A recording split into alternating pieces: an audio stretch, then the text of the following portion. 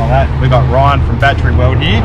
He's going to go through what he's done to the Triton and what he's about to do to the Caravan. So here we go. So what did you do to the Triton? I've got no idea. That was a while ago now.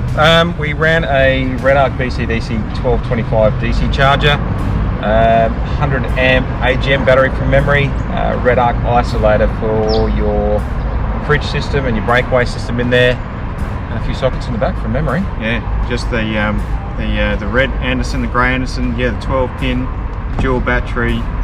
Yeah, sockets to the rear. Yep. Everything to set up for towing and running a fridge and accessories inside the car as well. All right, so what are we doing? We've got the Enerdrive system which comes with the van. Yep, so that'll be staying there. We will definitely be changing the batteries out. We're going to change it out to some Enerdrive lithiums, beef up the wiring, make it a bit more suitable. Also going to put a 2000 watt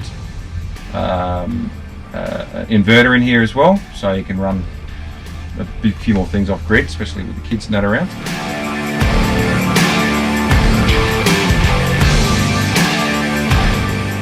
So if you're plugged into main, say you're at a caravan park or something, that is going to kick in on and off all the time. So you're going to have a fan going off. So we'll either do an Enerdrive or we'll do a Victron, which is a fully sealed unit, so silent.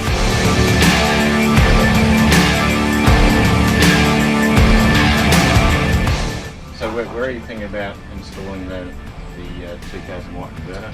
Well, when we run a 2000 watt inverter, we want to hook up every GPO, but we don't want to hook that one up.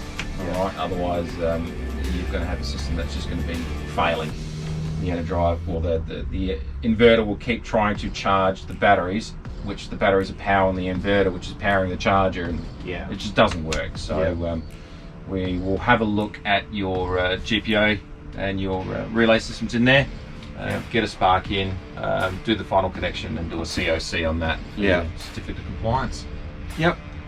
So 9 times out of 10 the inverter will probably go into the same boot area, keeps it out of the way, and you're not using it while you're asleep anyway, so they will have a fan to power on, but you're generally awake when you're using an inverter. So.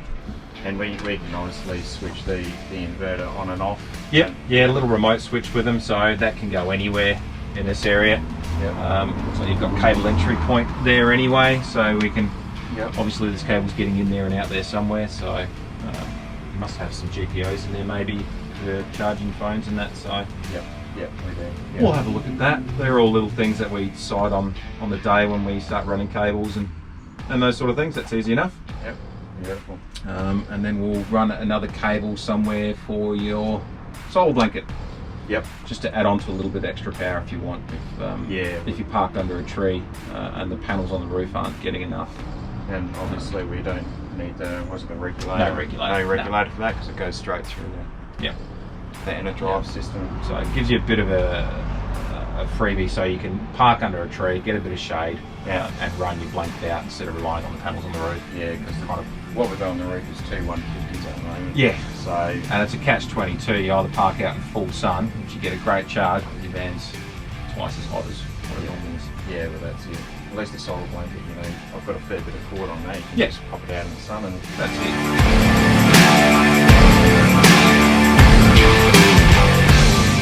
Alrighty, so she's all done. So why don't you go through exactly what you did to upgrade our system? Alright, so we've taken the 2 maintenance-free calcium batteries out, which were not ideal in this sort of situation, but so we've got 2 Enerdrive E lights in there, which will give you 100 amp hour each. Doubling them up is going to give you 200, and you can use basically 95% of that, so a massive difference from the old lead acid batteries. I've also got the Redarc BCDC 50 in there, so that's going to handle plenty of charge coming out of the Triton, and also pump a hell of a lot of solar in. So we've plumbed your solar into there, and we've also got an external Anderson plug here to run blankets or external foldable panels or anything like that, so you can pump power in there.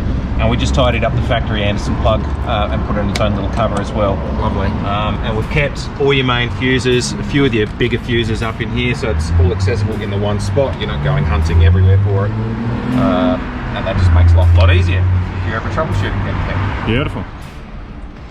Alright, so what are we doing here? Alright, under here we've replaced the original AC charger, which had a fan built into it. So some people don't mind the white noise, but others hate it, especially when it's constantly coming on and off. So we've gone a Victron 25 amp charger, so no fan or anything in it.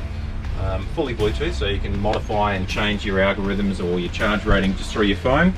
But because the whole thing is a heatsink, it's completely silent. And that'll do everything from your old school lead acids right through to your new lithium. So it's completely future-proof. Beautiful. Also under here we've gone the 2000 watt hardcore pure sine wave inverter. We've plumbed that into the van and given you some extra sockets as well as your remote, and there's an extra socket on there. This one has the built-in RCD, very much like the Energize, just a bit different price point, so it gives you a bit more of an option. Yep. But really simple, easy turn on. Everything's nice and safe, protected, and same thing. That's all fused down by the battery, so it's all in one spot. If you ever have a problem, you know exactly where to look. Yep. Beautiful. All right, and that'll be enough to run your aircon. Not for all day, but you'll definitely knock the heat or the cold out of the van to keep you comfortable, and then you've got your Sirocco fans to do the rest of the job later on down the track. Alright, so obviously the percentages changes with a normal AGM battery. They do, yeah. Yeah, to a lithium battery, so we had to change the chart. Yeah, so your charge rate on your lithiums holds for a lot longer. Lead acid is a steady curve down when you're drawing out, whereas lithium will hold at about 13.2 to 13 for a long time. Once she passes that, she goes down pretty quick. But that's where a chart gives you a bit of an idea, but it's certainly not accurate. But this will help you a long way. We're completely off grid at the moment. Aircon set to 18 degrees and cold, which it already is cold. But away she goes. Oh yeah. Thanks, mate. Thank you very much. All right. Too easy. Excellent work. So, that's excellent. I think we'll be really happy with that. So, well, if you do get stuck and you're up north, just let me know. I'll come up. you'll come up. Yeah, no worries, mate. No worries at all. I've got a flat battery. Yeah, I'll be there in 12 hours. I'll bring the charger. Anything to get away from the cold.